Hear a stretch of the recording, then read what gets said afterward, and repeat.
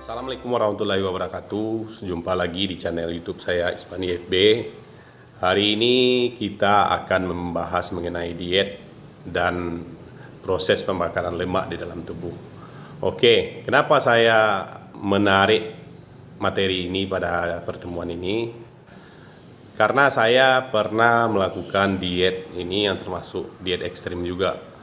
Yang pertama dari seperti ini menjadi seperti ini. Saya berhasil menurunkan berat badan dari 136 ke 99 kilo dalam waktu 3 bulan. Dalam setahun saya bisa menurunkan sebanyak 46 kilogram sampai berat badan saya 90 kilogram. Sekarang mungkin ada pertanyaan dari kawan-kawan, kenapa kalau dilihat dari pipi saya ini dampak kalau berat badan saya naik lagi? Ada beberapa alasan saya mengapa saya tidak meneruskan diet tersebut. Mungkin tidak kita bahas pada hari ini ya. Mungkin di pertemuan selanjutnya. Pada hari ini saya cuman fokus di materi kita diet dan metabolisme pembakaran lemak di tubuh. Semoga bermanfaat untuk kawan-kawan yang mau menjalankan diet. Kawan-kawan harus tahu, jangan sampai tidak tahu karena berbahaya nanti. Saya sudah mengalaminya. Oke, yang pertama yang harus kawan-kawan ketahui, kawan-kawan harus tahu itu namanya BMR. BMR itu adalah kebutuhan kalori yang dibutuhkan tubuh kita tanpa melakukan aktivitas. Jadi ketika dalam sehari itu kawan-kawan tidak melakukan aktivitas, tubuh kita tetap membutuhkan kalori untuk menjalankan organ-organ inti seperti jantung memompa darah. Itu salah satunya.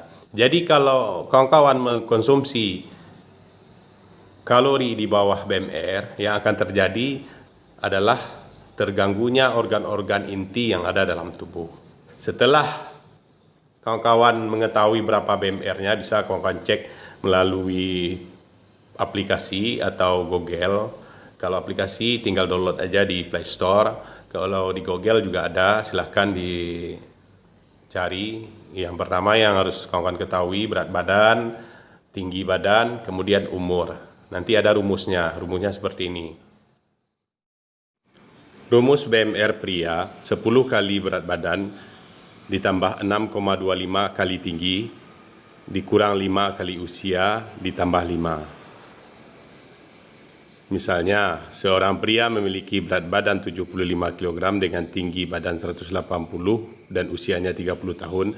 Perhitungan BMR-nya adalah 10 kali 75 ditambah 6,25 kali 180 dikurang 5 kali 30 ditambah 5 sama dengan 1730 kalori.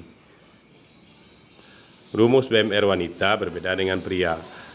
10 kali berat badan dalam hitungan kilo ditambah 6,25 kali tinggi dikurang 5 kali usia dikurang 161. Misalnya seorang wanita memiliki berat badan 50 kg, tinggi badan 155 dan usianya 25 tahun, maka perhitungan BMR-nya adalah 10 kali 50 ditambah 6,25 kali 155 dikurang 5 kali 25 ditambah 161 sama dengan 1182 kalori. Rumus BMR berbeda ya antara pria dan wanita. Kemudian setelah kawan-kawan mengetahui berapa jumlah BMR kawan-kawan bisa mencari yang namanya kebutuhan kalori harian. Ini berbeda dengan BMR. Kalau BMR ini kebutuhan yang tetap dibutuhkan apabila kawan-kawan tidak melakukan aktivitas.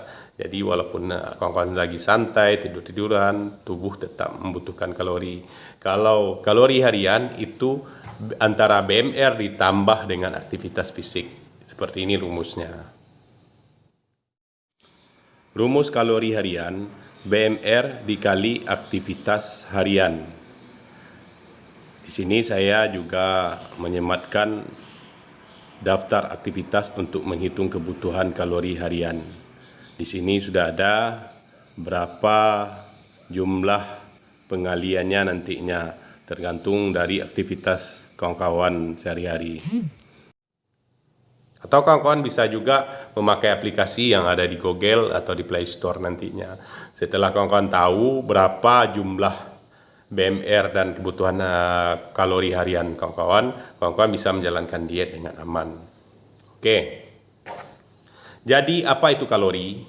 Kalori adalah hitungan satuan dari makanan yang kawan-kawan konsumsi. Jadi di dalam tubuh kita akan terjadi namanya metabolisme. Makanan yang kita makan masuk dari mulut sampai ke usus nanti diurai. Yang pertama kita bahas mengenai glukosa. Apa itu glukosa? Glukosa itu berasal dari karbohidrat.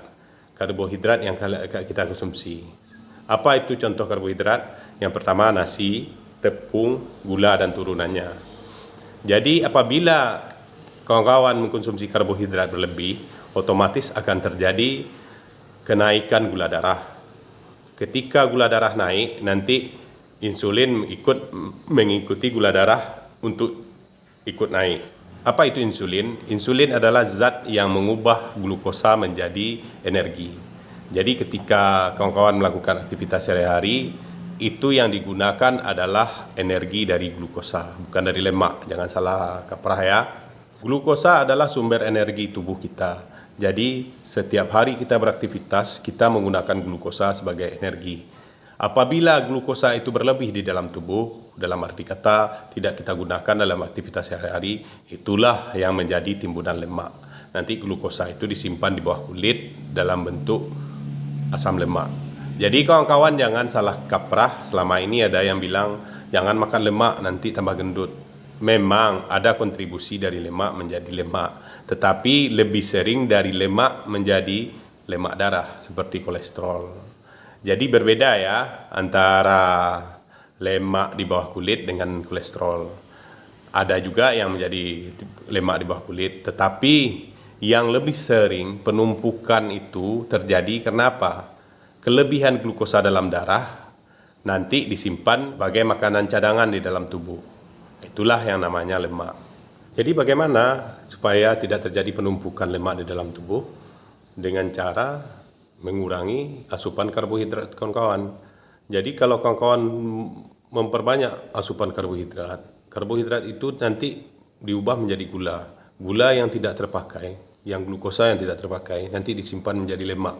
Itulah penambahan berat badan yang signifikan. Kapan terjadi pembakaran lemak? Pembakaran lemak terjadi apabila glukosa di dalam darah kawan-kawan itu sudah minim dan terjadi penurunan insulin di dalam darah. Ketika itu tubuh mencari makanan cadangan yang lain berupa lemak. Jadi apa yang bisa mengurai lemak tersebut? Lemak tersebut diurai karena liver mengeluarkan ada namanya zat keton. Zat keton tadi dikeluarkan oleh liver untuk mengurai lemak-lemak menjadi energi. Disitulah baru terjadi pembakaran lemak. Jadi ada timbul pertanyaan, kenapa kok orang diabetes yang glukosanya banyak, kenapa kok sampai kurus? Kan seperti itu. Teorinya seperti ini kawan-kawan. Ketika orang diabetes, insulinnya ibarat kata rendah, ada yang memang nol.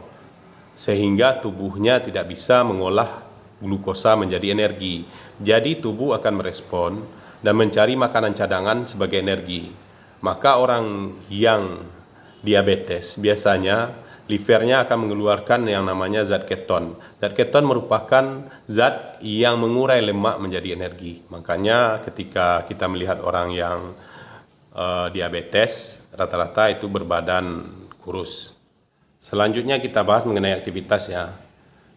Contoh, kawan-kawan melakukan jogging. Ketika kawan-kawan melakukan aktivitas olahraga, yaitu olahraga aerobik seperti jogging selama 1 jam, itu hanya membakar 400 sampai 450 kalori tergantung berat badan Anda.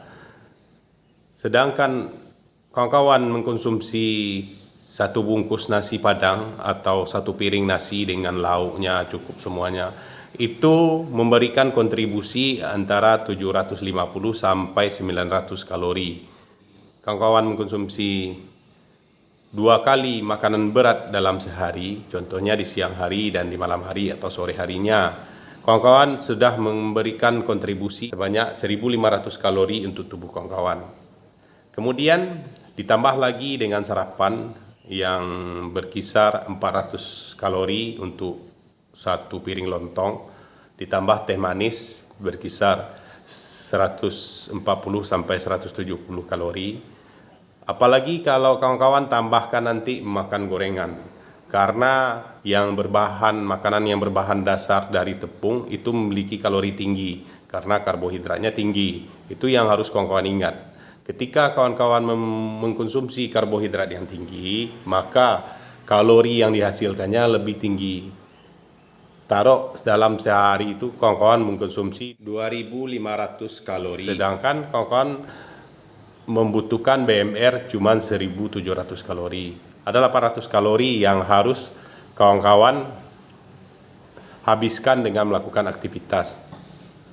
Setelah kawan-kawan melakukan aktivitas jogging atau aerobik dalam 1 jam sehari itu baru membakar 400 sampai 450 kalori. Pertanyaannya, apakah kawan-kawan sanggup dengan berat badan berlebih untuk berlari atau jogging selama 1 jam tanpa berhenti?